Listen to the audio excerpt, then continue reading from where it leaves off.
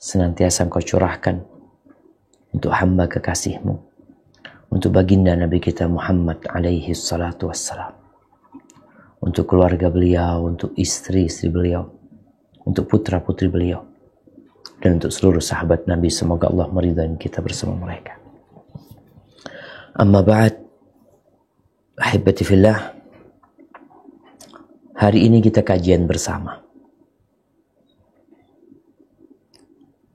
duduk bareng walaupun via Skype. Ada banyak orang mungkin yang menonton, tapi pada akhirnya kita akan sendirian. Sebagian orang takut untuk melanjutkan kehidupan. Trauma kadangkala dengan kebersamaan. Dia berpikir lebih baik sendiri. Sebagian bahkan ingin mati menyelesaikan kehidupan dia. Sehingga kita melihat ada usaha dari sebagian manusia untuk bunuh diri.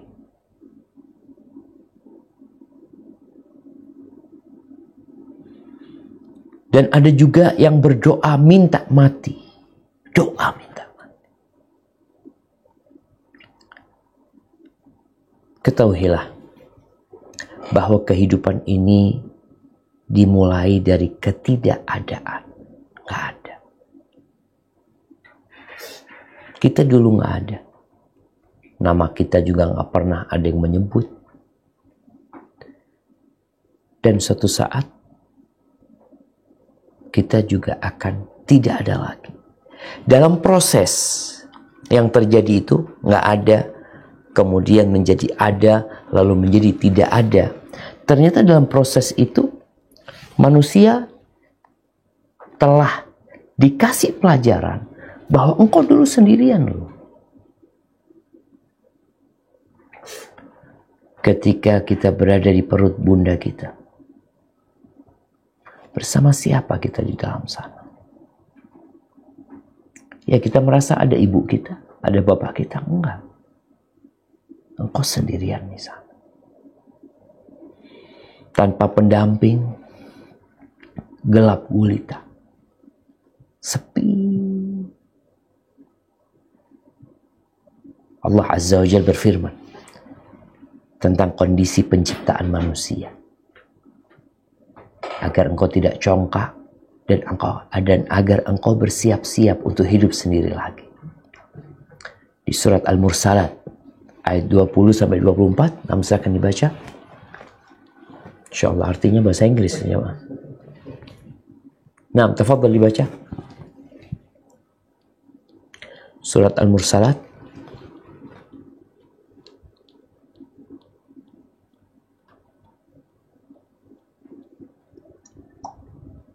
أعوذ بالله من الشيطان الرجيم ألم نخلقكم من ماء مهين فجعلناه في قرار مكين إلى قدر معلوم فقدرنا فنعم القادرون ويل يومئذ للمكذبين. Dalam tempat yang cukup rahim sampai waktu yang ditentukan, lalu kami tentukan bentuknya, maka kamilah sebaik-baik yang menentukan. Celakalah pada hari itu bagi mereka yang mendustakan kebenaran. Barakallahu fikum. Ya, ketika kita ingat kita pernah sendirian, lalu kita keluar ke dalam kehidupan ini.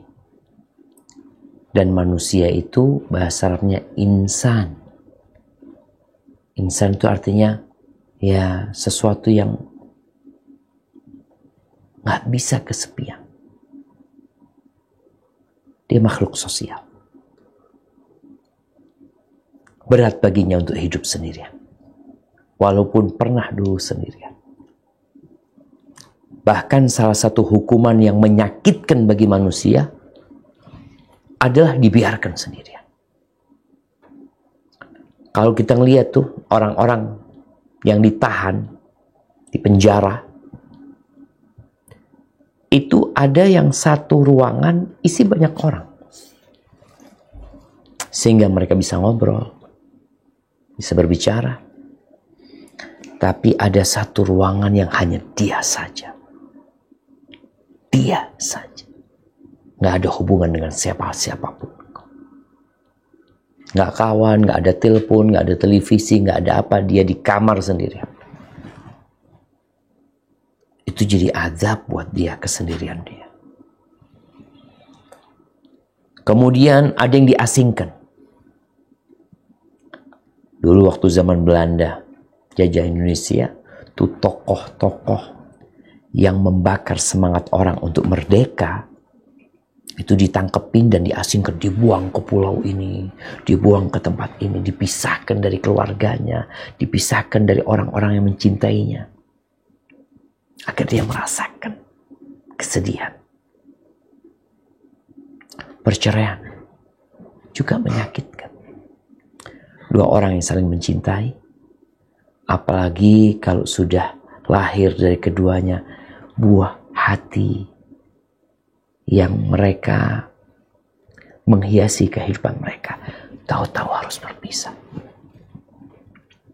Anak pernah punya kerabat, tatkala dia bercerai sama istrinya, itu jadi malas makan, berpisah dari anak-anaknya, kurus kering tubuh dia, tersiksa dia batin dia. Nah, makanya kalau kita lihat kenapa ada orang yang berjuang mencari follower, mencari subscriber, mencari kawan yang banyak. Karena memang dia suka dengan itu. Namun sebanyak apapun pengikut, mau memiliki follower 100 juta, subscriber 200 juta, engkau akan ditinggal sama semua orang-orang yang suka engkau. Karena itulah kehidupan ini. Ketika malaikat mencabut nyawa,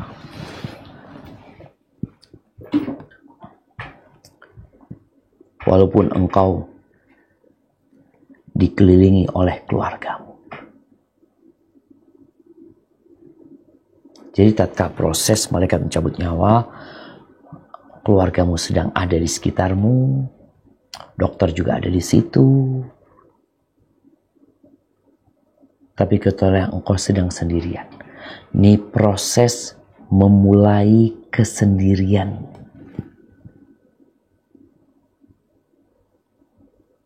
Tatkala engkau di perut ibumu, engkau sendirian. Walaupun ada ibu, ada bapak, ada kakak mungkin yang sudah lahir lebih dahulu. Dan tatkala proses engkau meninggalkan dunia ini, maka engkau sudah mulai sendirian. Allah berfirman di surat Al-Waqi'ah ayat 83 sampai 85.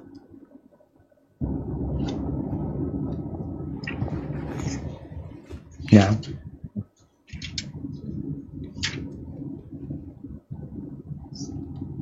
A'udzu billahi minasyaitonir rajim. Falaula idza balaghatil hulqum wa antum hina idzin tanzurun wa nahnu aqrabu ilayhi minkum walakin la tubsirun. Maka kalau begitu, mengapa tidak mencegah ketika nyawa telah sampai di kerongkongan dan kamu ketika itu melihat, dan kami lebih dekat kepadanya daripada kamu, tetapi kamu tidak melihat. Subhanallah, syama.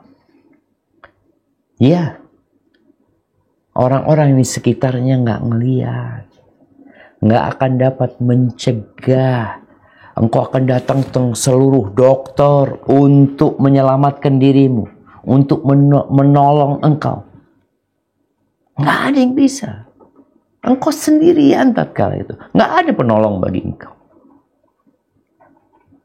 Jadi kalau ada orang yang hidup dalam dunia ini, kemudian ditinggal oleh kawan-kawannya, ditinggal oleh kerabatnya, ditinggal oleh orang-orang yang dicintainya.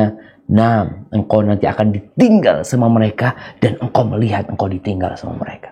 Mereka nggak bisa berbuat apa-apa.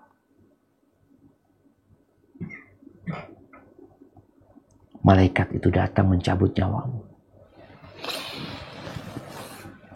Proses nih, kesendirian.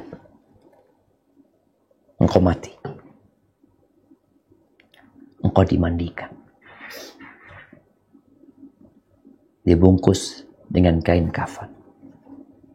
Disolatin. Masih banyak orang. Tapi engkau sudah sendirian. Kata Nabi SAW dalam hadis yang diriwayatkan Imam Bukhari, "Idza wudi'atil janazah fahtamalaha ar-rijalu ala a'naqihim." Apabila jenazah telah diletakkan, lalu dibawa oleh lelaki-lelaki di pundak-pundak mereka. Fa in kanat salihatan qalat, kalau dia orang yang soleh, kalau dia orang yang baik, jenazah itu akan mengatakan, qaddimuni, qaddimuni, segerakan aku, segerakan aku. Tapi nggak ada yang dengar. Di tengah lautan manusia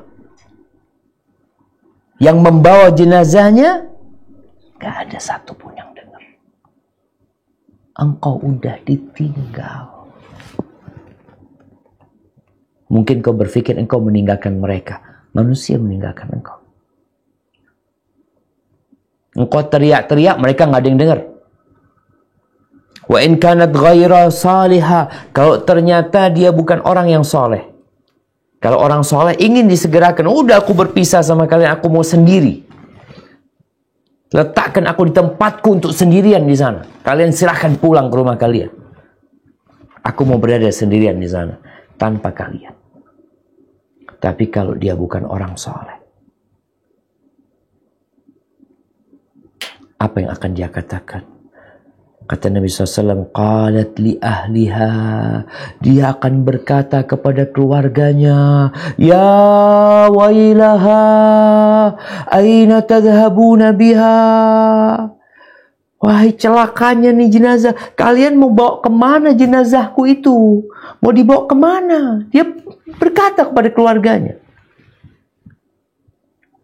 Yasma'u sautaha kullu syai'. Segala sesuatu mendengar suaranya. Jeritannya. Illal insan.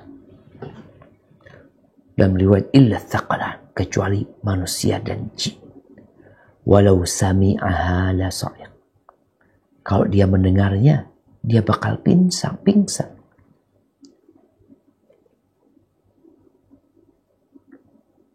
Iya jemaah. Kita sendirian walaupun dibawa oleh orang banyak. Oke, keluarga datang ikut nguburin. Kalau dia orang terkenal, orang baik. Ada orang terkenal, ada orang baik. Orang terkenal mungkin dia banyak fans dia. Jutaan. Yang nganterkan orang banyak. Tapi adakah satu yang akan menemanimu di dalam kuburan? Satu. Nggak ada. Engkau akan sendirian di sana.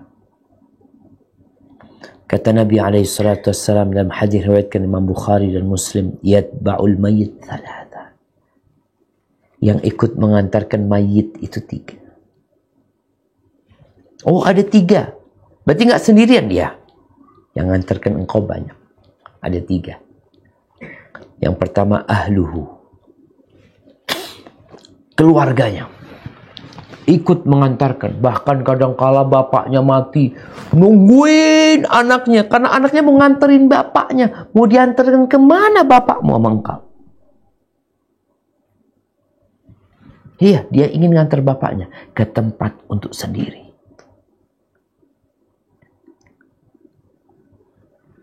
hartanya. Di antara makna hartanya, kata para ulama, orang-orang kaya, orang-orang terkenal, banyak yang nganterin. Bukan karena kesolehannya, karena fulusnya. Ikut, nah, kendaraannya ikut nganterin. Wa amaluhu, dan amalnya. Yang dia kerjakan selama ini, antara dia sama Allah Azza wa Jal, itu ikut nganterin engkau. Fayarji'u itsnan wa yabqa wahid. Yang dua pulang, yang satu tinggal. Oh, ternyata engkau nggak sendirian. Iya, ternyata nggak sendirian engkau. Tapi tetap sendirian. Keluargamu pulang. Paling lama berapa sih anak akan nunggu di kuburannya? Habis nguburin jenazah bapaknya, ibunya, dia selesaikan. Kemudian dia doa, orang-orang pada pulang. Keluarganya mau berapa lama di kuburan situ? 1 jam. Kalau yang ana lihat nggak ada ya. 10 menit. Apalagi anaknya udah capek, udah dari malam nggak tidur ngurusin jenazah ibunya. Aduh, udah ngantuk dia. Ketika dia meletakkan jenazah ibunya ke liang lahat, seakan-akan beban itu lepas saja. Selesai sudah. Mungkin dia sedih, tapi nggak bisa dampingin orang tuanya, nggak bisa dampingin kita. Kita akan tetap sendirian. Kembali sendirian kita jemaah. Ahibati fillah.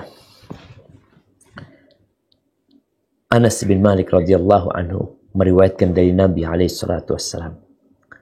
Qala, "Idza wudi'a al-'abdu fi qabrihi wa tawalla," kalau jenazah itu diletakkan di kuburan. Udah diletakkan di kuburan, udah dimakamin. Keluarganya, kawan-kawannya yang nganterin pada pulang. Ditinggal dia sama. Innahu la yasma' qur'ani alihim. Ini yang mati dengar suara sandal orang-orang itu pada pulang. Pada pulang semuanya. Awalnya kan rame. Pulang rame, tinggal anaknya mungkin. Anaknya juga pulang. Ketika sudah pada pulang, atahu malakan, datang 2 malaikat. Engkau sendirian. Nggak ada siapa-siapa. Fa'aq'adah. Lalu didudukkan orang ini. Kita akan didudukkan. Fayaqulani lahu. Lalu berkata 2 malaikat kepada dia, "Ma kunta taqulu fi hadzal rajul?" Apa pendapatmu tentang orang ini? Yang namanya Muhammad sallallahu alaihi wasallam. Orang ini mengatakan, "Asyhadu annahu Abdullahi wa rasuluh." Saya bersaksi bahwa dia adalah hamba Allah dan utusannya. Fayuqalu undur ila maq'adika minan nar. Engkau lihat nih.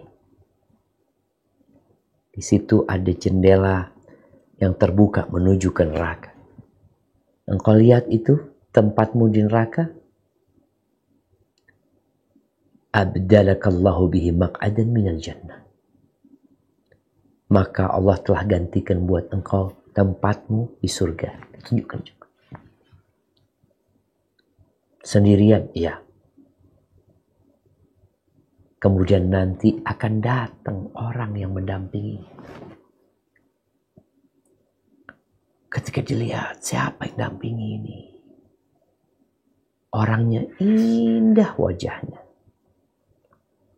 Pakaiannya bagus. Wangi orang itu. Lalu bertanyalah orang ini. Man anta? Engkau siapa? Kata dia. Wajahmu kok menyenangkan, katanya. Kok wajah orang yang bawa kebaikan? Apa kata orang ini? Ana amaluka saleh. aku amal baikmu. Jemaah rahimakumullah. Manusia itu sulit untuk sendirian. Makanya dikasih pendamping amal soleh di kuburan. Kadangkala yang keluarganya menangis, kesian, bapak sendirian di sana, ibu sendirian di sana, gimana di sana. Kalau dia orang soleh, ada temennya.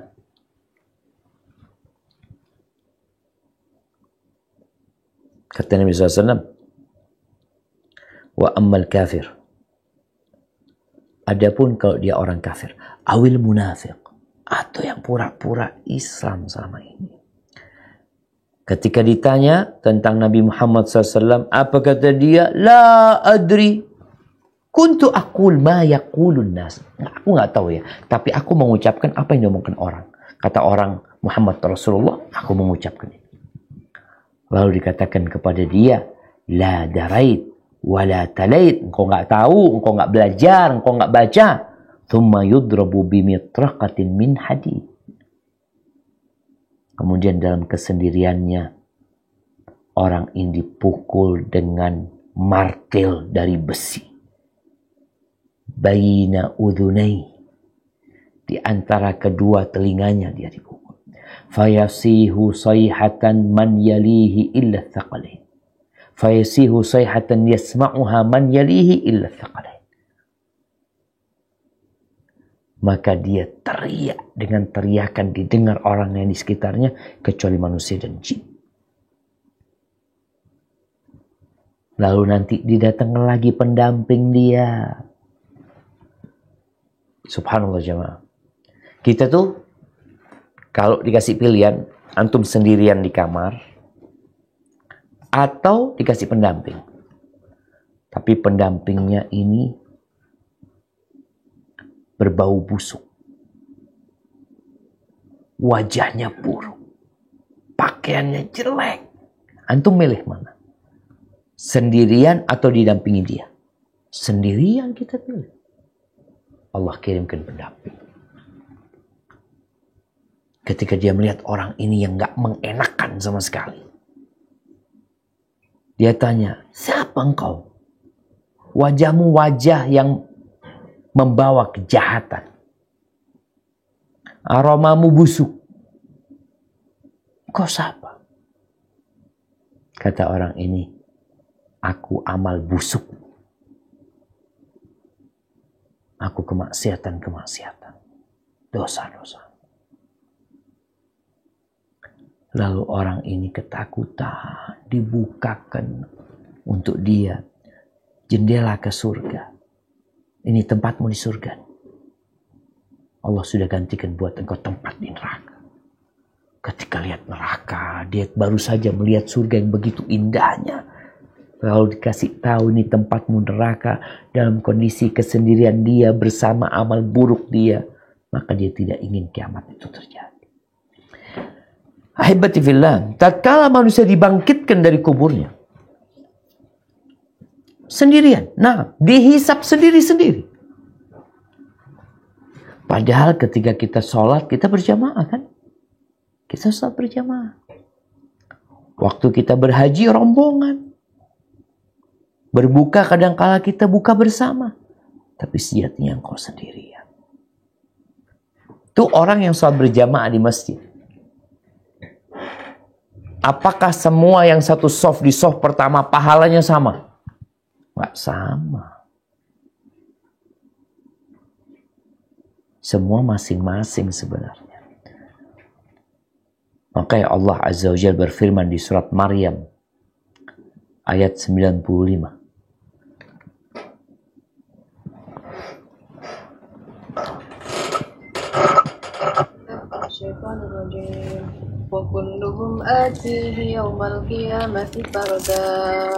Dan setiap orang dari mereka akan datang kepada Allah sendiri-sendiri pada hari kiamat.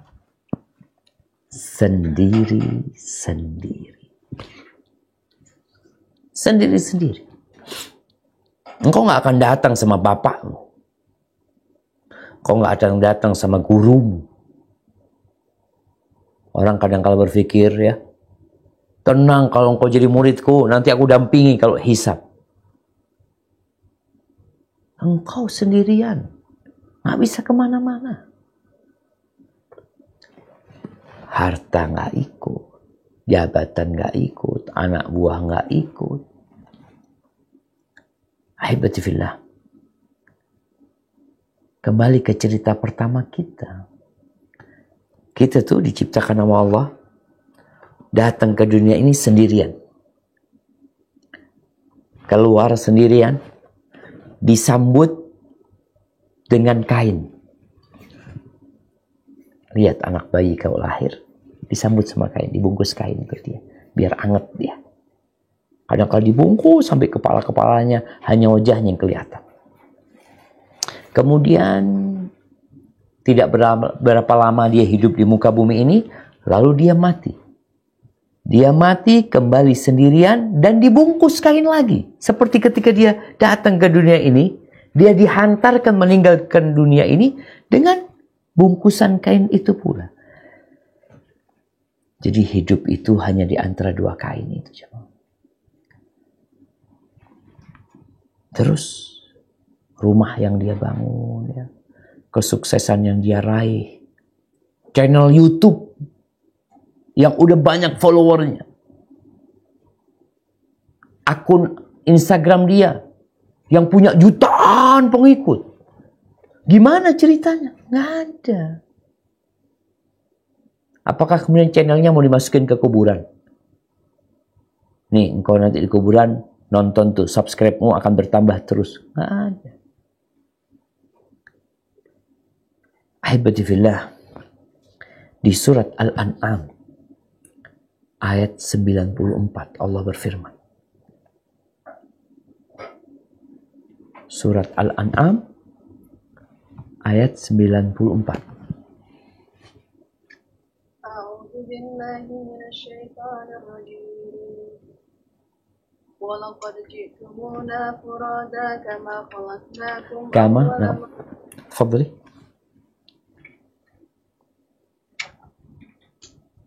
ولقد جئتمونا فرادا كما خلقناكم أول مرة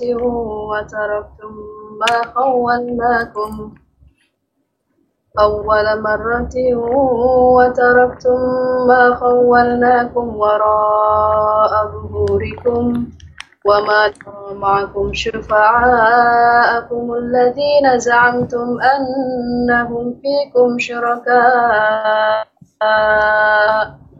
لقد تقطع بينكم وضل عنكم ما كنتم تزعمون. Dan kamu benar-benar datang sendiri-sendiri kepada kami sebagaimana kami ciptakan kamu pada mulanya, dan apa yang telah kami karuniakan kepadamu. Dan apa yang kami karuniakan kepadamu kamu tinggalkan di belakangmu di dunia. Kami tidak melihat pemberi syafaat pertolongan besertamu yang kamu anggap bahwa mereka itu sekutu-sekutu bagi Allah. Sungguh telah terputuslah semua pertalian antara kamu dan telah lenyap dari kamu apa yang dahulu kamu sangka sebagai sekutu Allah. Habis sudah. Kalian datang sendirian. Kalian dihisap sendirian. Semua yang pernah Allah berikan, engkau tinggal semua. Nggak ada yang kau bawa. Makanya kalau kita salah memahami kehidupan dunia ini. Ada orang yang selalu kumpul sama kawan-kawannya, berangkat ke sana sama sahib-sahibnya, kuliner bareng, rekreasi bareng, ini bareng, semua bareng-bareng.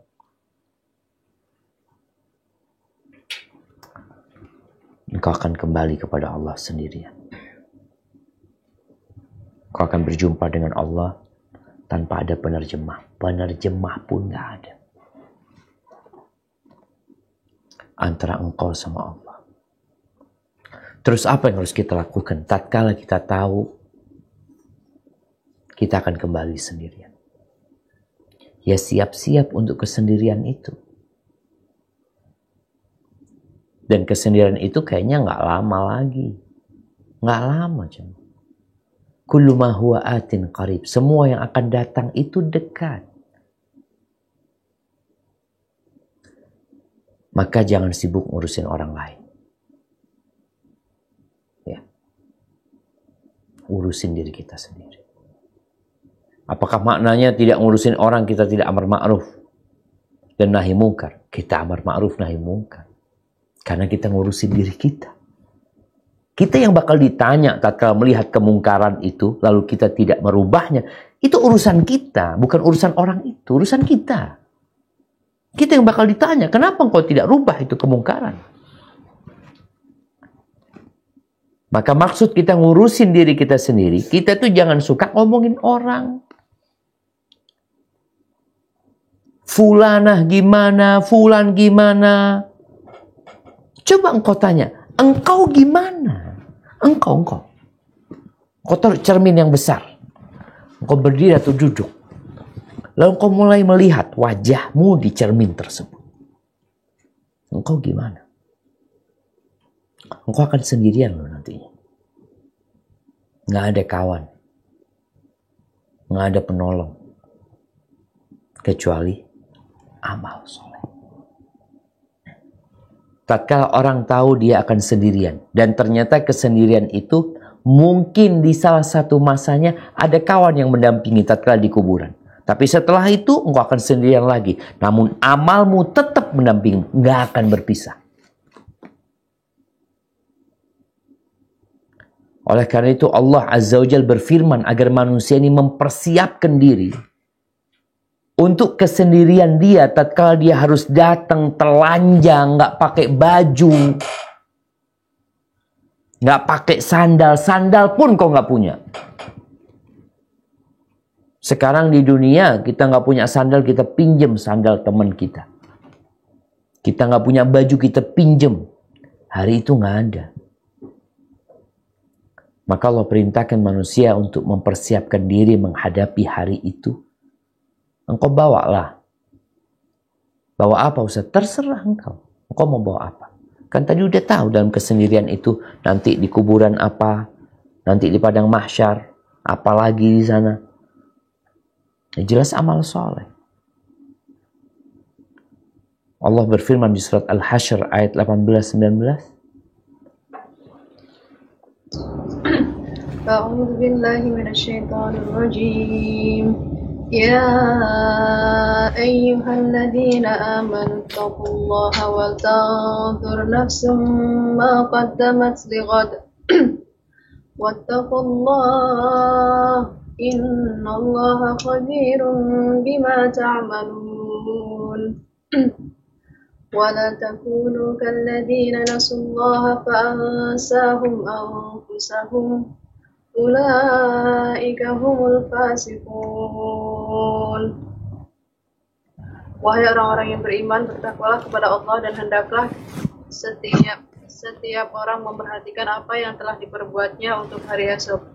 Dan bertakwalah kepada Allah, sungguh Allah Maha teliti terhadap apa yang kamu kerjakan. Dan janganlah kamu seperti orang-orang yang lupa kepada Allah sehingga Allah menjadikan mereka lupa akan diri sendiri. Mereka itulah orang-orang fasik. Nah, kata Allah, bertakwalah kepada Allah, takutlah kepada Allah. Allah itu yang menciptakan kita dan kita akan berjumpa dengan Allah sendirian.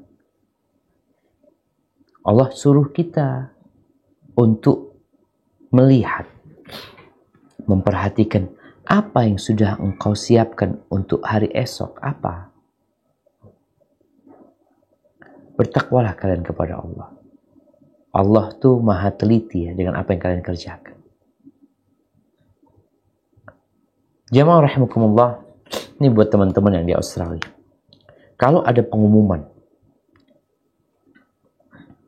tanggal 1 Desember, semua warga Indonesia yang ada di Australia akan dideportasi. Kira-kira apa persiapannya? Oh, kalau tanggal 1 enak Ustaz. Jadi kita tahu, kita bisa persiapan tuh sampai tanggal 1. Yang mau kita bawa pulang. Baik. Kalau dikatakan semua warga di Indonesia akan dideportasi, kapan? Kapan negara mau. Bisa malam ini, bisa esok, bisa lusa. Apa yang akan dilakukan? Dia akan selalu siaga. Dia akan kumpulkan anak-anaknya, keluarganya, kumpulkan. Syuf, kita ini bisa dideportasi kapan saja, maka tolong siapkan. Barang-barangnya masukin tas, kumpulin. Yang gak berguna jangan dibawa. Yang tidak berguna jangan dibawa. Jangan berat-beratin. Yang gak manfaat tinggal. Kita cuma punya jatah 30 kilo barang. Maka kita akan teliti. Jangan sampai overload barang kita. Sudah ditaruh di tas. Paspor apa semua ditaruh. Tetap beraktivitas. Tahu-tahu diketuk pintunya, ya rumah nomor sekian berangkat. Mereka berangkat. Tapi kalau dia nggak siap, barang belum ada yang masukin di tas. Juga kadangkala paspor ini itu juga nggak ketahuan ada di mana. Tatkala dia diperintahkan untuk keluar dari rumahnya, dia akan kebingungan. Begitu pula tatkala ajal menjemput kita dan engkau belum siap, maka engkau akan kebingungan. Apa yang diinginkan, ingin dibalikin, kasih waktu sebentar aja. 1 jam kasih waktu. Aku mau memperbaiki, nggak ada. Udah dikasih pengumuman. Selesai. Dan malaikat pencabut nyawa akan datang kapan saja dia mau. Sesuai dengan ketentuan Allah Azza wa Jalla. Maka kata Allah, janganlah kalian menjadi orang-orang yang lupa sama Allah. Lalu Allah bikin mereka lupa sama diri mereka sendiri. Karena lupa sama Allah, Allah bikin dia lupa sama maslahat dia, sama yang manfaat buat dirinya. Dia jadi lupa. Oleh karena itu Umar bin Khattab radhiyallahu anhu mengatakan, hasibu anfusakum qabla an tuhasabu. Kalian hitung-hitunglah diri kalian. Mulai bikin perhitungan sebelum kalian dihitung. Kita nih dikasih fasilitas sama Allah, dikasih tugas. Hitung. Nikmat Allah nggak akan bakal bisa kau hitung. Tapi paling tidak yang kau hitung dosa-dosamu. Dan amal soleh yang sudah kau kerjakan. Apa? Wazinu qabla an tuzan. Dan timbanglah. Timbang. Setelah dihitung, ditimbang.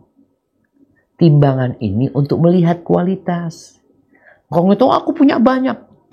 Timbang. Oh ternyata riya aku waktu ngamalin. Nggak ada gunanya. Watazayyanu lil ardil akbar. Dan berhiaslah engkau. Untuk pameran terbesar nanti. Berhiaslah engkau. Kita disuruh berhias. Yauma idzin tu'raduna la takhfa minkum khafiyah. Pada hari itu akan dipamerkan kalian semuanya. Nggak ada yang tersembunyi. Kita perlu berhias sekarang, mempersiapkan diri. Perhiasannya dengan amal soleh. Bukan dengan amal buruk. Ketika engkau nanti pada hari kiamat itu banyak dosa. Dipikul dosa. Dipikul. Keluar dari kuburannya ada yang mikul kambing. Yang mengembik. Ada yang mikul sapi. Bayangkan pemandangan pada hari itu. Aku kira fulan ini orang baik, ternyata na'udzubillah, orang zalim dia. Hari itu akan dipamerkan. Maka berhiaslah untuk hari itu. Haibati fillah. Modal kesendirian yang penting itu adalah rasa takut sama Allah SWT. Adanya rasa takut ini yang membuat manusia bersiaga, bersiap diri. Tatkala Allah Azza wa Jal berfirman tentang firman Allah yang di surat Al-Mu'minun, ya. Mungkin buka surat Al-Mu'minun ayat 65.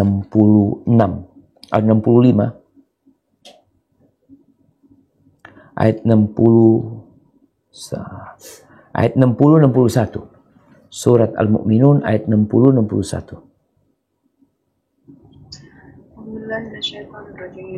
والذين يؤتون ما آتوا وقلوبهم وجلة أنهم إلى ربهم راجعون أولئك يسارعون في الخيرات وهم لا يسبقون.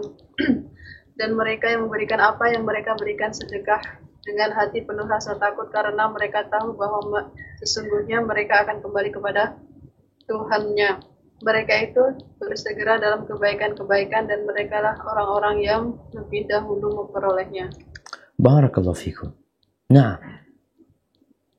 siapa mereka ini? Ketika ayat itu turun, Aisyah bertanya kepada Nabi SAW. Yang dimaksud dengan orang-orang itu apakah orang-orang yang minum khamr, yang suka mabuk-mabukan, yang berzina, yang mencuri? Faqala la ya ibnatas, bukan.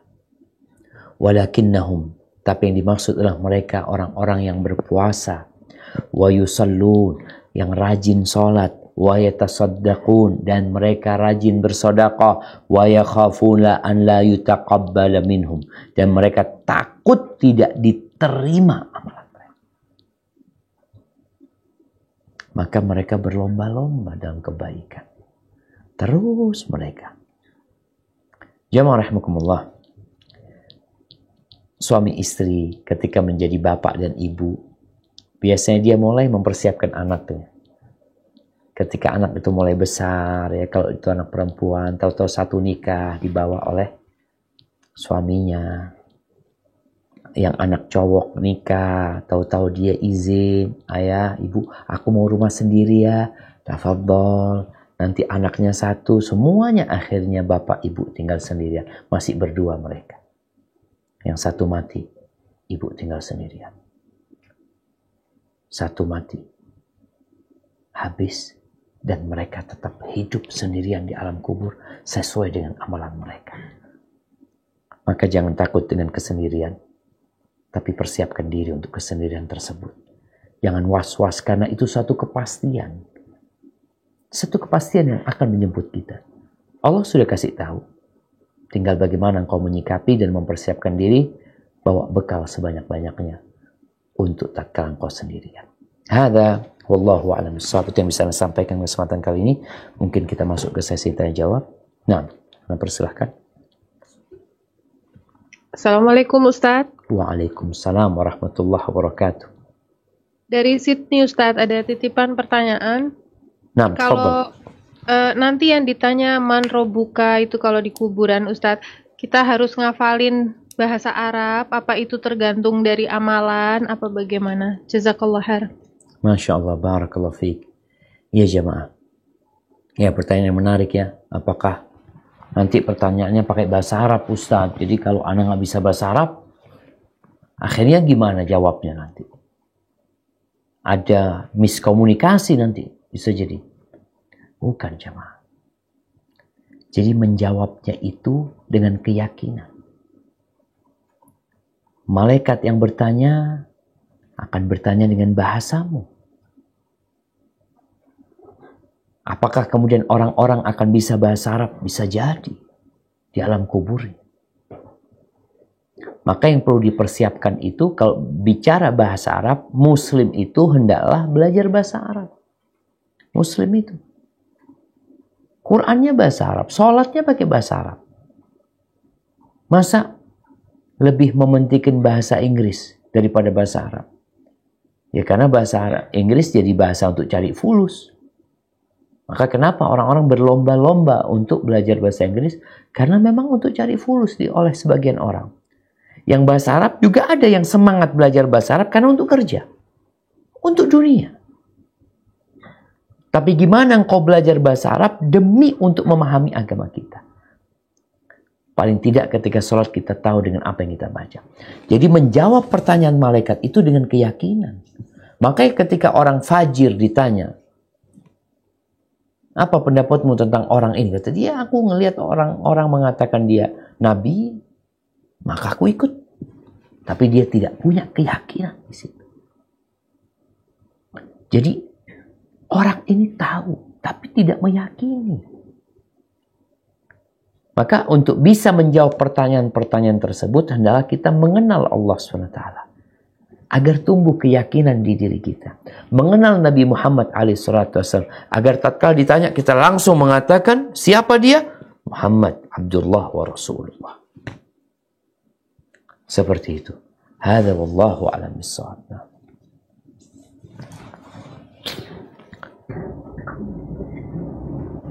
Assalamualaikum Ustadz, ini dari Brisbane. Naam, tafadhal. Afwan Ustadz, iya ini di luar tema pertanyaan titipan. Ini ada postingan, katanya nih postingan ini dinisbatkan ke Ustadz. Boleh saya bacakan Ustadz? Tafadhal. Iya, ini anak lahir pesta, anak wisuda pesta, nikah pesta, mau berangkat haji pesta, naik jabatan pesta. 80% yang datang orang berada, pakaiannya mewah, karena engkau mengundang tujuannya amplop si tamu. Orang miskin, kaum duafa, anak yatim, karena bisa melihat dari jauh. Berarti hajatmu bukan sedekah, tapi engkau sedang berdagang. Yang aneh, kadang judulnya syukuran. Jadi ada yang ini apa namanya tuh bertanya ini, katanya apakah ini setiap orang kan niatnya lain-lain ini Ustadz. Jadi nggak setiap orang berpikiran seperti ini. Betul. Bagaimana kalau misalnya amplop itu nanti berikan ke kaum miskin gitu. Jadi begitu ininya. Siap. Bagaimana? Yang pertama itu bukan tulisan ana itu. Ya, nggak tahu ini Siap. saya postingannya Siap. katanya dari tulisan. Jelas. Katanya. Nah, jamaah. Jadi kadangkala ada teman-teman itu yang mendengar Ustadz ceramah, lalu dia memahaminya, kemudian dia membuat tulisan sesuai dengan apa yang dia pahami. Sebenarnya yang ana sampaikan itu adalah berkaitan dengan hadis Rasul SAW. Yang ana ingat ya. Nabi SAW mengatakan syarrut ta'am ta'amul walimah. Yud'a ilaiha man ya'baha wa yumna'uha man ya'tiha. Seburuk-buruknya adalah makanan walimah. Makanan pesta mungkin nggak mau diterjemahkan. Biasanya walimah ini pesta pernikahan. Yud'a ilaiha man ya'tiha. Yang diundang orang-orang yang nggak perlu. Yang dia nggak ingin datang sebenarnya. Kalau bicara makan, dia sudah memiliki banyak makanan di rumahnya. Cukup. Dia makan buat beberapa tahun. Bahkan makanan-makanan yang enak dia bisa membeli dan membuatnya. Jadi buat dia makanan walimah ini biasa. Jadi nggak terlalu berhasrat dia untuk datang. Dan itu yang diundang. Yang diundang orang-orang kaya. Orang-orang yang nggak pernah lapar. Yang udah kenyang terus hidupnya. Sedangkan orang-orang miskin yang ingin datang. Dia ingin makan. Karena walimah itu judulnya makan, undangan makan sebenarnya. Dia ingin tuh datang makan, tapi nggak diundang. Itulah yang kata Nabi SAW, makanan yang paling buruk. Jadi tulisan itu bukan tulisan ana. Jadi kalau berkaitan di sana ada yang ngasih amplop, ada yang ini, tafadhol silahkan. Diterima hal itu, tergantung akadnya. Karena ada yang akadnya pinjem. Di beberapa daerah itu amplop itu pinjam, bukan pemberian. Nanti harus dibalikin itu. Itu bahkan ditulis, fulan berapa? 100.000. Ya sudah balikin 100.000 nantinya. Bukan engkau berpikir, oh nanti aku mau sodakoin 100.000. Kita suruh balikin sama dia. Maka hendaklah kita tatkala membuat sebuah acara. Apa tujuan kita? Entah apa tujuanmu. Tapi kalau engkau mencari ridha Allah Azza wa Jalla, maka undanglah orang-orang miskin. Orang-orang yang tidak mampu. Kenapa? Itu yang menyebabkan kita dapat rezeki. Kita tuh gak sadar keberadaan orang-orang miskin itu ternyata sebagai pembuka pintu rezeki buat kita. Kata Nabi SAW, Innama tunsaruna wa turzaquna bidu'afaikum. Kalian itu ditolong sama Allah. Kalian itu dikasih rezeki sama Allah. Itu karena orang-orang yang lemah di antara kalian. Makanya kita tuh kalau punya duit lalu kita bagikan kepada fakir miskin, kita itu salah satunya berterima kasih sama mereka. Mereka itu menjadi penyebab kita dapat rezeki. Kadang-kadang ada orang yang kita kasih lalu dia mengatakan, aduh udahlah gak usah, makasih bangetnya ini itu, gak ingin ngerepotin. engkau nggak ngerepotin. Aku ini sedang cari rizki. Dan engkau menjadi penyebab pembuka pintu rizki. Jadi memang kebanyakan manusia kan tadi undangan pesta itu memang orang-orang berduit. Tujuanmu apa? Engkau kan juga ingin lah Ustaz, artinya kita ingin dapat tambahan rizki. Undang tuh orang miskin. Mungkin amplopnya nggak ada. Kalau orang kaya yang kau undang, Masya Allah, tebel amplopnya. Tapi kalau orang miskin, dia nggak bawa amplop, malah makannya lebih banyak Ustaz. Kalau yang kaya-kaya makannya dikit Ustaz. Tapi ada yang fager-fager, Masya Allah. Bisa 2 kali nambahnya Ustaz. Ketahuilah, dia pembuka pintu rizkimu. Semakin banyak yang dia makan, semakin banyak yang dia bawa pulang, insya Allah semakin besar pintu rizki yang dibukakan oleh mereka untukmu. Hadza wallahu a'lam bishawab. Assalamualaikum Ustadz, ada pertanyaan dari Kurt, ada pertanyaan titipan. Nah, Apakah ketika kita meminta maaf kepada seseorang disebutkan atas kesalahannya satu persatu? Apakah wajib menyebutkannya? Jazakallahu khairan. barakallahu fikum. Nah, kalau bicara minta maaf, ada perkara-perkara yang bisa minta maaf secara umum. Kita minta maaf sama dia secara umum. Kita punya banyak dosa, kesalahan sama dia, kita minta maaf. Tapi kalau ada perbuatan kesalahan kita yang dia nggak maafi, maka kedatangan kita kepada dia adalah kita sebutkan, ya anak pernah punya salah sama antum. Waktu itu seperti ini, seperti itu. Nggak diceritakan pun nggak apa-apa sebenarnya. Kita sampaikan, anak punya banyak salah, sengaja nggak disengaja. Ana mungkin pernah ribain antum atau apa ya. Wallahu a'lam, ada banyak kesalahan ana sama antum. Ana mohon maaf. Kalau dia mengatakan, iya aku maafkan semuanya. Dan itu dari hatinya, selesai, cukup sebenarnya. Nggak perlu secara detail. Cuma memang kita lihat Rasulullah SAW itu ngajarin kita ketika minta ampun sama Allah SWT.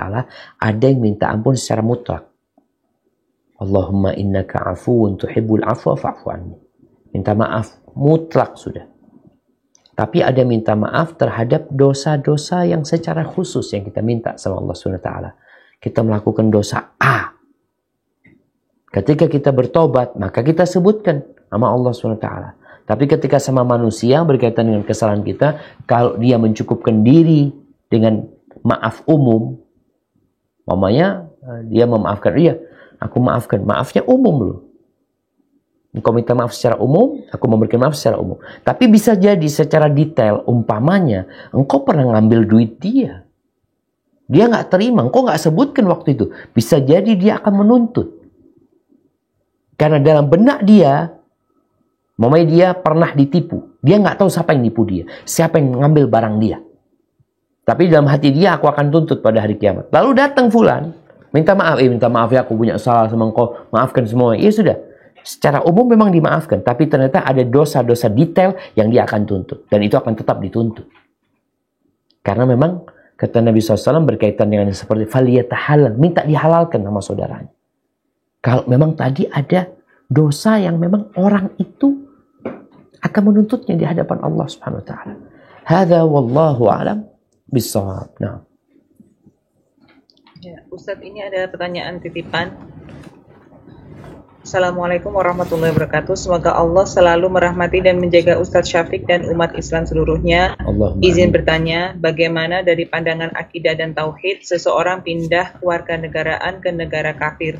Di negara tersebut tidak ada larangan beribadah, tapi tidak sebebas di Indonesia. Di antara azan tidak boleh terdengar keluar, kajian-kajian dipantau. Alasan kepindahan untuk kemudahan kesempatan bekerja di negara tersebut dan khawatir dengan kondisi di Indonesia. Barakallahu. Nah, jamaah rahimakumullah. Insyaallah semua pada tahu hukum tinggal di negeri kafir. Apa tujuannya? Para ulama menjelaskan, tatkala seorang tinggal di negeri non-muslim, dalam rangka dia berdakwah atau dalam rangka dia menuntut ilmu, dengan catatan dia dapat menjaga kehormatan dirinya di sana, menjaga agamanya, menjaga keimanannya, maka diperbolehkan bagi dia untuk tinggal di sana. Tapi tatkala dia berangkat ke negeri tersebut hanya untuk cari makan, sedangkan di negerinya bisa cari makan sebenarnya.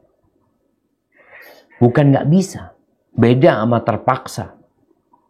Kita tahu Nabi SAW pada waktu itu dia menyuruh para sahabatnya hijrah ke Habasyah. Hijrah ke Habasyah. Habasyah negeri kafir juga sama pada waktu itu sama Mekah, tapi lebih ringan di sana gitu loh. Insya Allah lebih bisa menegakkan agamanya daripada di negerinya. Maka disuruh hijrah dalam rangka menyelamatkan agamanya. Para sahabat berangkat ke Habasyah bukan dalam rangka untuk memperbaiki taraf ekonomi mereka. Maka tatkala seorang muslim umpamanya pindah dia tinggalkan negeri dia ke negeri non-muslim hanya untuk masalah ekonomi, hanya untuk masalah perut, maka dia telah meninggalkan kewajiban untuk hijrah. Sebenarnya bukan untuk hijrah, dia hijrah dari negeri Islam ke negeri non-muslim gitu. Dan Nabi SAW berlepas diri. Ana bari'un min muslimin ya'ishu baina dhahranail musyrikin. Aku berlepas diri dari seorang yang tinggal di tengah-tengah orang-orang musyrikin. Ini sebagai bentuk ancaman dari Nabi alaihi salatu wassalam. Maka buat teman-teman yang tinggal di sana, lihat ketika engkau tinggal di sana dan memberikan manfaat untuk menyebarkan agama Allah Subhanahu wa taala, bukan hanya untuk masalah perutmu, maka insya Allah semoga masih ada udzur buat engkau tinggal di sana. Dan para ulama berbincang, hijrah itu memang ada yang wajib, ada yang sunnah. Yang wajib tatkala di negeri itu memang nggak bisa menegakkan agamanya, sama sekali dia nggak bisa menegakkan agamanya. Yang sunnah di negeri itu dia bisa menegakkan agamanya, alhamdulillah dia bisa beribadah dengan baik ya, walaupun tidak sebebas di negeri lainnya, umpamanya di negeri Islam lainnya, maka bagi dia dianjurkan sebenarnya untuk tidak tinggal di sana. Namun juga para ulama menjelaskan, tatkala keberadaan umat Islam di sana berdampak dalam penyebaran agama Allah ini, maka silahkan. Jadi ada unsur dakwah di sana, bukan unsur cari uang aja. Wallahu a'lam bishawab. Nah. Assalamualaikum Ustadz dari Sydney ini. Waalaikumsalam warahmatullahi wabarakatuh. Nah, tafadhali. Jadi begini Ustadz, ada satu bapak dulunya, satu bapak ini hijrah gitu ya Ustadz, bertobat. Tapi dia terkenal sekali dulu kalau dulunya itu zolim, maksiat dan segala macam. Sehingga orang-orang taunya ini bapak orang jahat gitu ya Ustadz ya. Kemudian bapak ini yang sudah hijrah bertobat meninggal, tapi orang-orang nggak tahu kalau dia sudah hijrah.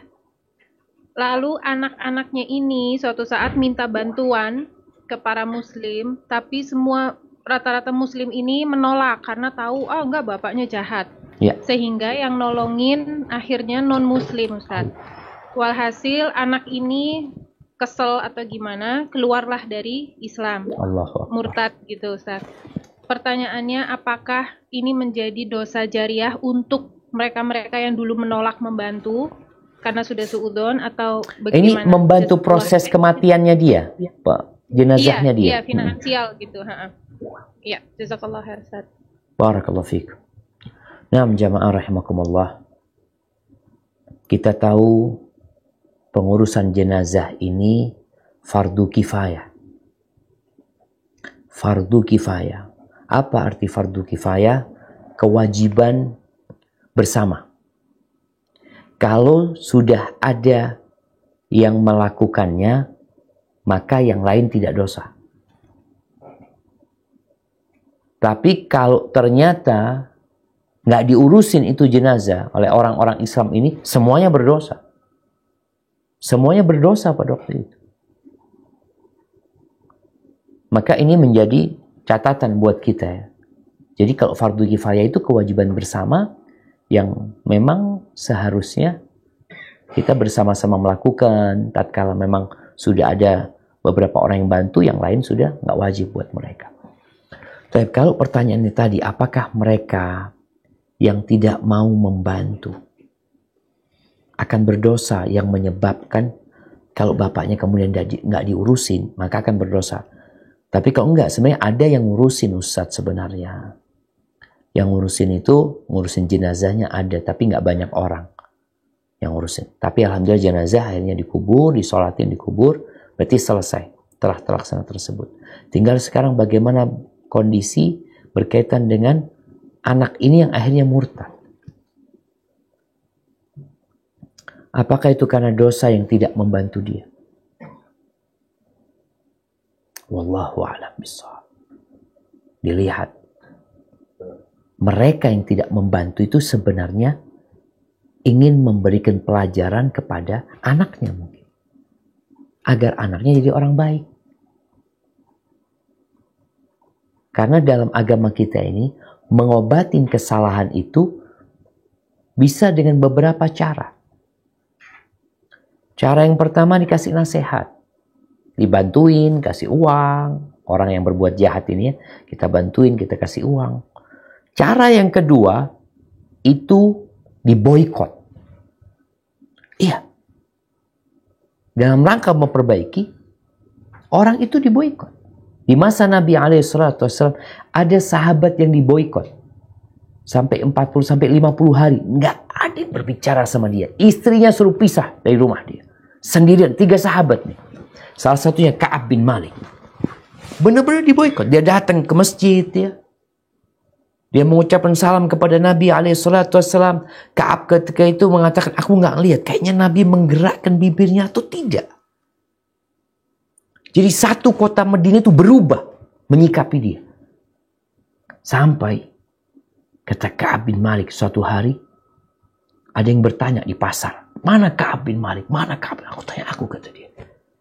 Ada surat. Dari Raja Ghassasin kalau nggak salah. Dari Raja Kafir. Isi suratnya itu, aku mendengar bahwa saya sahabatmu telah memboikotmu. Udah berubah sama engkau. Bergabunglah engkau bersama kami akan memuliakan dirimu. Itu Ka'ab, ini fitnah lagi kata dia. Surat itu dimasukkan ke tanur, ke tempat pembakaran api, dia lemparkan surat itu. Dia sedang diuji keimanannya. Jadi kondisinya sekarang, ana mengatakan wallahu a'lam. Jadi kita, kalau memang tujuan teman-teman tadi, jenazah tetap diurusin sebenarnya. Jadi fardu kifayah itu terlaksana Ustaz. Tapi yang berkaitan dengan finansial, memang akhirnya tidak membantu keluarga itu. Jadi bukan yang mati, keluarganya nggak dibantu sebenarnya. Dengan tujuan umpamanya supaya dia bertobat kepada Allah. Kalau dia orang yang beriman, maka insya Allah dia akan semakin baik. Ka'ab bin Malik diuji keimanan dia jemaah. Dengan fitnah seperti itu. Nggak ada yang mengucapkan salam sama dia. Istrinya pun suruh berpisah sama dia. Nabi SAW yang lembut ketika itu pun tidak peduli sama Ka'ab bin Malik. Maka kita tidak bisa menvonis kawan-kawan yang tidak membantu itu apakah berdosa atau tidak, kembali kepada tujuannya. Dan dia innamal a'malu binniyat. Dan murtadnya orang ini ya bisa jadi karena tadi tidak mendapatkan pendidikan yang baik dari bapaknya ya.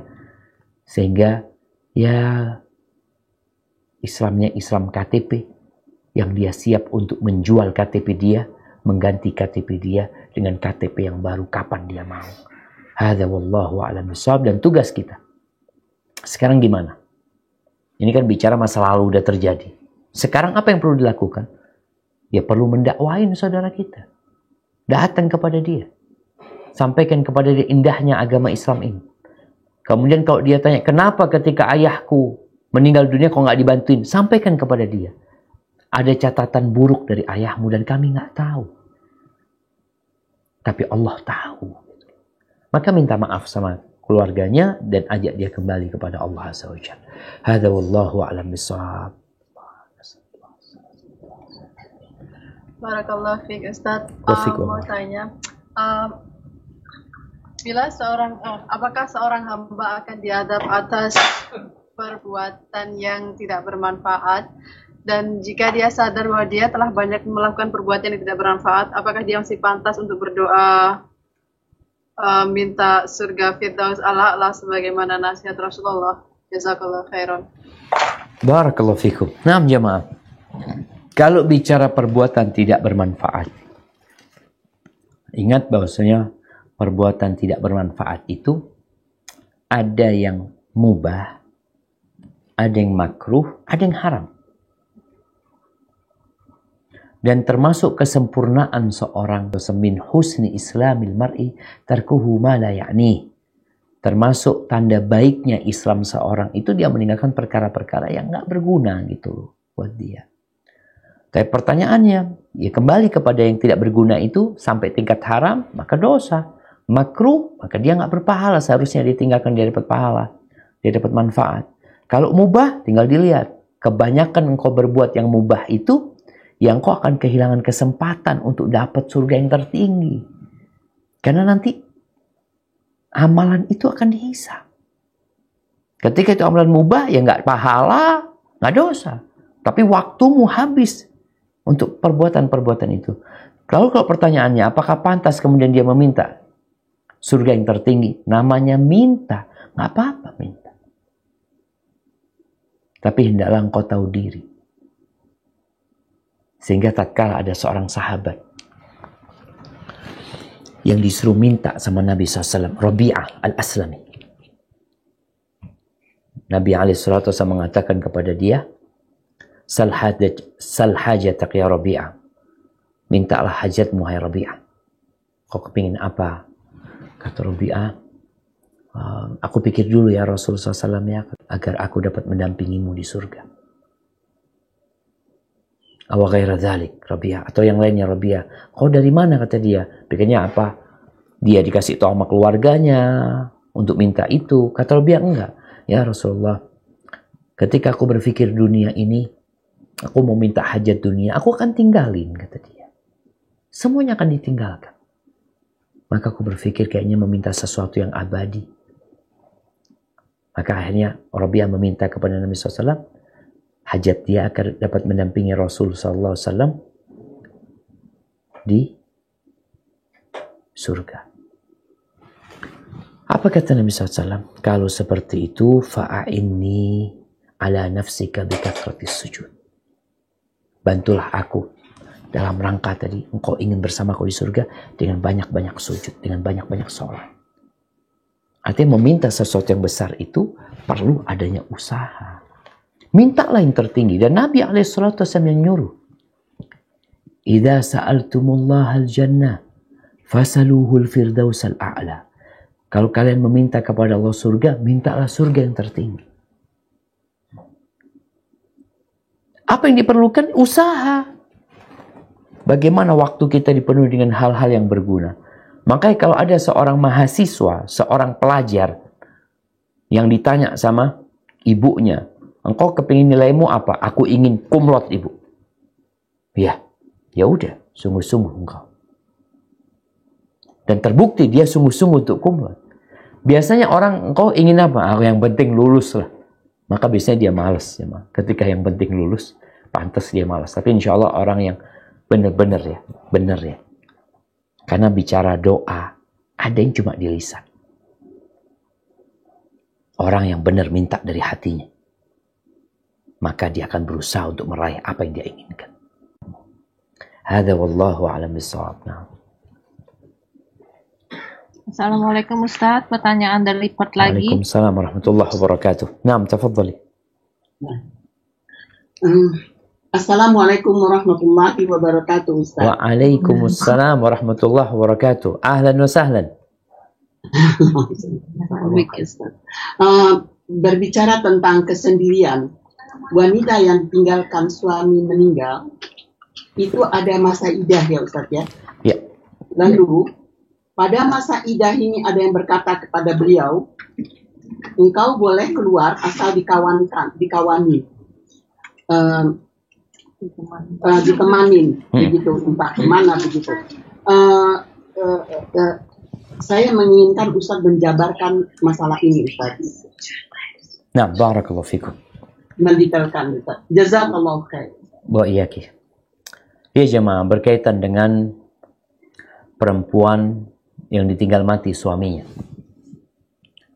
Allah Azza wa Jalla mengatakan tarabbusu arba'ati ashhurin wa ashra. Dia harus menunggu selama 4 bulan 10 hari. Di mana dia menunggu? Ya di rumahnya. Terus bagaimana dengan perempuan yang bekerja? Ya, tatkala dia memang punya hajat, dia harus bekerja untuk memenuhi kebutuhan dia. Dia boleh bekerja, dia boleh keluar, tapi di siang hari dia keluar. Nggak boleh dia bersolek, nggak boleh dia merias diri dia. Dia keluar karena hajat dia, karena urusan dia. Bukan keluar untuk jalan-jalan. Bukan keluar untuk bersenang-senang. Jadi, di masa Nabi SAW, Sofia ketika ditinggal mati oleh suaminya, dia diperbolehkan oleh Nabi SAW untuk mengurusi kebunnya. Ketika panen ya, perlu ada bosnya yang ngeliatin ini itu ya, untuk mengatur ini dan itu diperbolehkan. Jadi perempuan yang sedang masa iddah, hukum asalnya dia tinggal di rumah dan dia tidak boleh berias, tidak boleh bersolek sampai selesai masa iddah dia. Adapun keluar rumah, ketika ada perlunya, ada hajat dia keluar, maka diperbolehkan dia keluar untuk menyelesaikan hajat dia. Ini pendapat jumhur ulama. Jadi ketika dia ada hajat yang menyebabkan dia keluar, tapi keluarnya tolong di siang hari, maka diperbolehkan bagi dia. Seperti itu.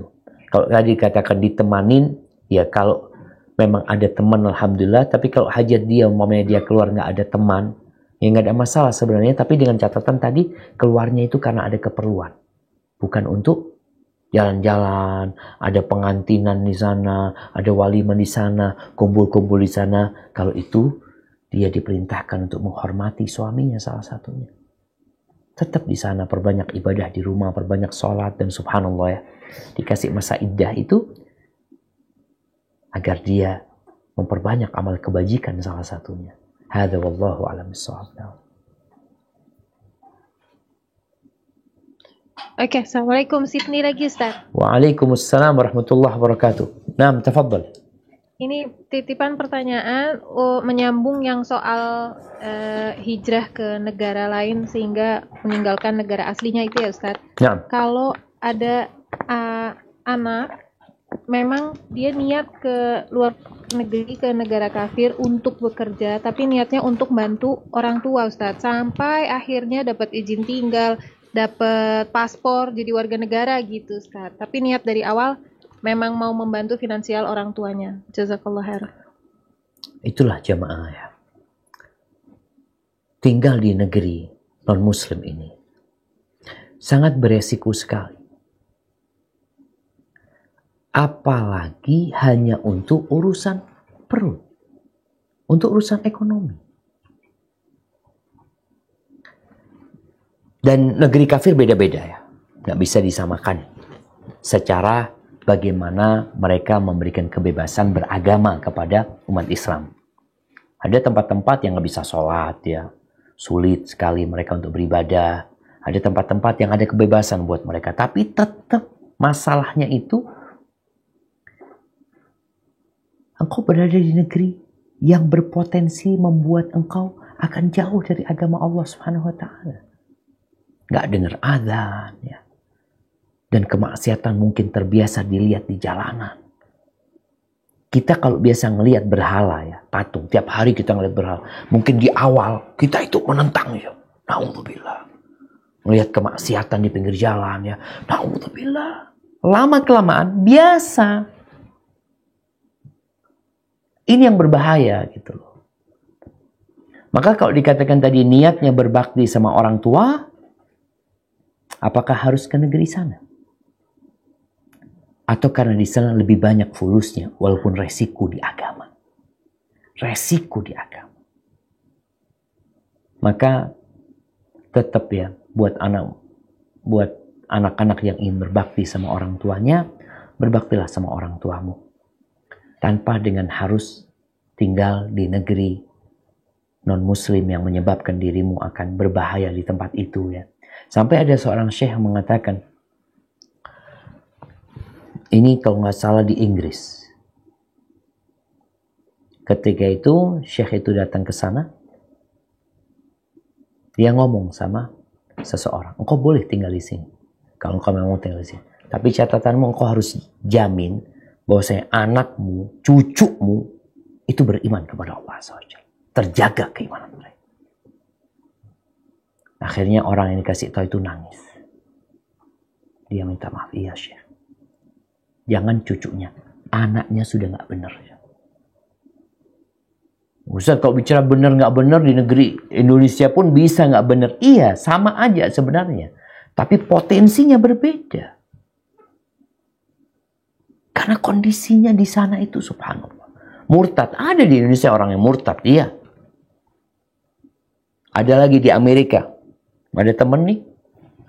Dia cerita. Dia tinggal di Jamaika. Kadang-kala dia ke Amerika. Dia ke tempat sahibnya di sana. Suatu saat. Sahibnya ini punya anak gadis. Setelah itu. Berapa tahun kemudian dia datang lagi. Dia tanya. Anak gadis mana? Kok nggak ada? Nggak tahu. Nggak tahu. Karena di beberapa negeri itu, anak setelah umur 18 tahun, orang tua tuh nggak punya kuasa atas anak. Nggak ada. Dia berhak menentukan pilihan hidup mereka sendiri. Jadi resiko ini sebenarnya yang ditakutkan. Oleh karena itu, tatkala tujuan ke sana untuk menyampaikan agama Allah, tatkala keberadaannya itu bermanfaat untuk syiar agama Allah, tafadhol. Tapi kalau keberadaannya hanya untuk makan, apakah kau siap untuk mengorbankan agamamu? Karena kondisinya gimana Ustaz, ini itu. Wallahu a'lam bishawab jemaah.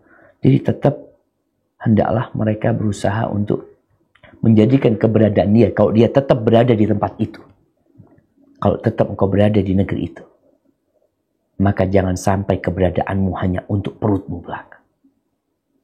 Tapi ada syiar agama ini yang engkau tebarkan di sana.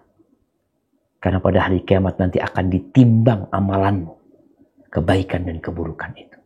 Dan semoga dengan engkau mengajak orang-orang beriman, ya, artinya negeri yang awalnya tadi mungkin jauh dari Islam, dengan keberadaan umat Islam bertambah di sana, sehingga terjadi komunitas umat Islam ya yang memberikan dampak baik kepada orang-orang di sekitarnya, bahkan ada banyak yang masuk Islam, maka keberadaanmu bermanfaat bukan untuk perutmu, tapi untuk akhiratmu.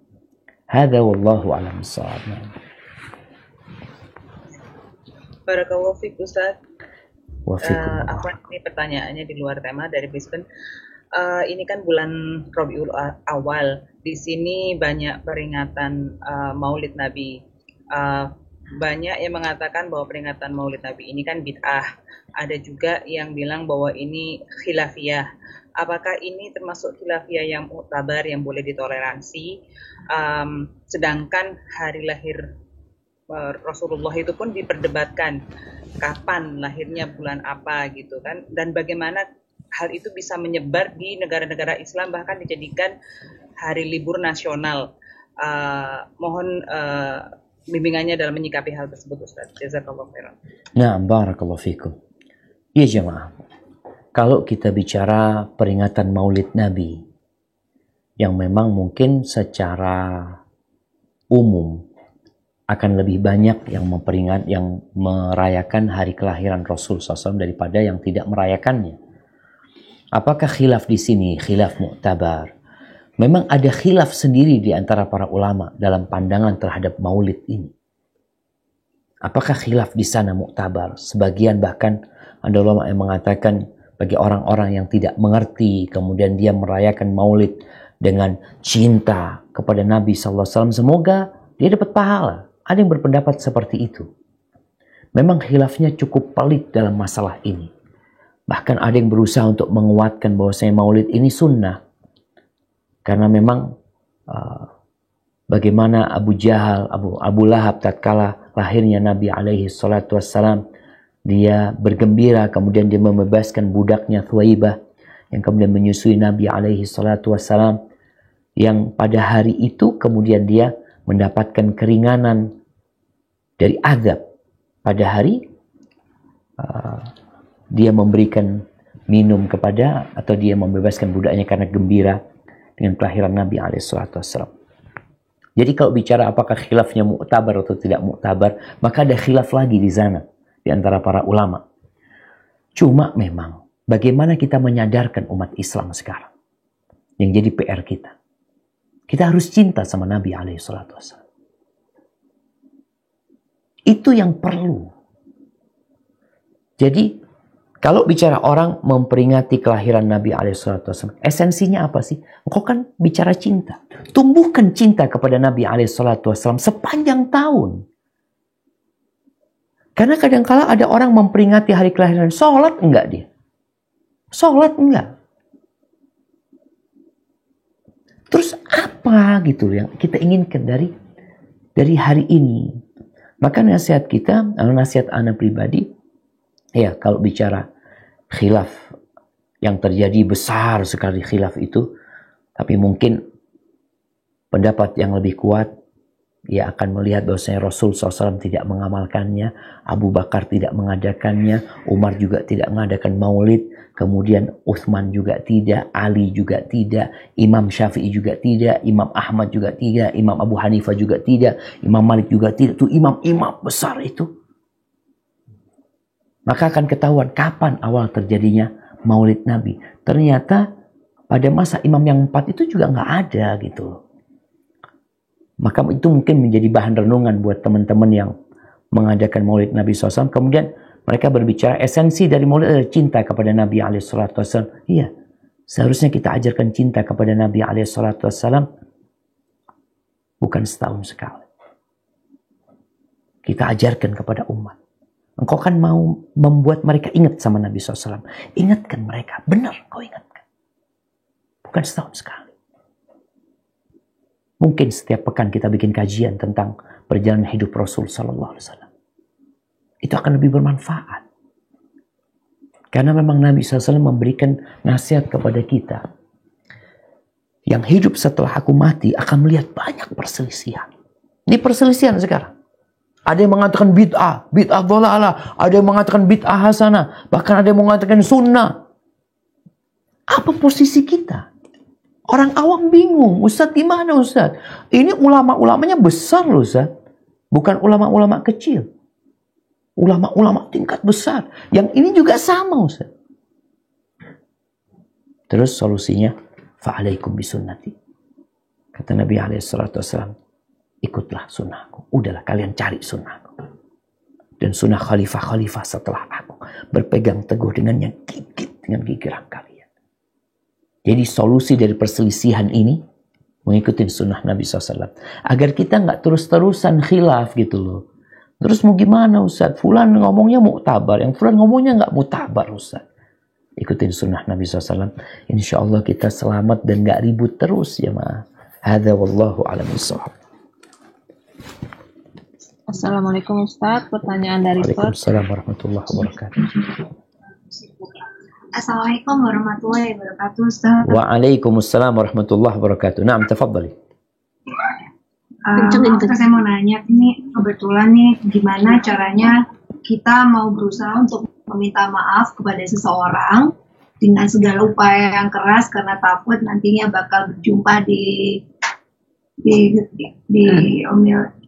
pada masyarakat nanti nggak ke sana di hari kemudian hari. Terus tapi dia tetap kekeh nggak mau maafin kita, Ustaz. Terus gimana kita menyikapi semua ini? Barakallahu fiik. Ya jemaah. Menjadi hak seseorang untuk tidak memaafkan. Iya. Makanya dalam proses qisas, kalau ada orang yang membunuh orang lain, lalu pihak keluarga pembunuh minta maaf kepada pihak keluarga terbunuh. Mereka kondisinya, mereka boleh memaafkan. Mereka boleh memaafkan tapi tetap minta denda, bayar dia, mereka juga tetap boleh minta qisas. Iya, itu hak dia. Makanya kalau kita kemudian menghadapi orang-orang yang tidak mau memaafkan kita, gimana? Itu hak dia. Maka yang harus kita lakukan adalah banyak berdoa buat orang itu. Doakan dia. Semoga dibuka pintu hatinya. Dan juga kita bisa dengan usaha lain, cari orang lain lah, siapa yang bisa membuka pintu maaf buat antum dari dia ya, buat anti dari dia dengan cara ngobrol ya. Mungkin dia mau ini itu dibujuk. Kadangkala kita bujuknya dengan kasih hadiah. Kemudian juga jamaah, kita tuh kalau minta maaf hendaklah dikasih jeda waktu. Orang itu kalau emosi kadang-kala nggak akan memaafkan. Sehingga Nabi SAW memperbolehkan orang itu untuk tidak bertegur sapa selama 3 hari. Itu batas maksimal. Setelah 3 hari harus bertegur sapa. Karena 3 hari biarkan dia merasa emosi dia sampai turun, sampai adem sendiri, baru kita minta maaf sama dia. Kemudian kalau orang itu yang tidak memaafkan kita kemudian memutus hubungan sama kita, tidak bertegur sapa dengan kita, berarti dia yang berdosa. Kita kan udah berusaha untuk memperbaiki hubungan kita. Tapi kalau dia mau ngambil hak dia nantinya, dia akan ambil hak itu. Namun yang jelas, tanpa dia boleh untuk memutuskan hubungan. Karena memutuskan hubungan termasuk dosa, dan anti sudah nggak berdosa, karena nanti sudah berusaha. Tapi berkaitan dengan kesalahan, nanti akan ada hisab pada hari kiamat nantinya. Maka banyak-banyak doain dia dengan harapan semoga pintu hatinya terbuka, dan semoga juga dia dikasih rezeki yang banyak, dan doa itu akan jadi kebaikan buat anti. Dan pada proses hisab pada hari kiamat, kalau nantinya dia menuntut kepada anti, maka ada pahala yang akan bisa dibagikan buat dia. Hadza wallahu a'lam bishawab. Kayaknya kita ke pertanyaan terakhir ini. Assalamualaikum Ustaz. Waalaikumsalam. Masih ada waktu Ustaz? Nah, berapa? Ada 2 pertanyaan dari penonton Ustaz. Siap. Gimana? Tafadhol. Boleh? Boleh. Oke, bismillah. Ini Ustaz dari hamba Allah, apakah kalau kita rutin membaca surat Al-Muluk Ustaz setiap malam bisa menemani kita di dalam kubur nanti? Barakallahu fiikum. Oke, yang satu lagi Ustaz. Ya. Yang satu lagi, bismillah.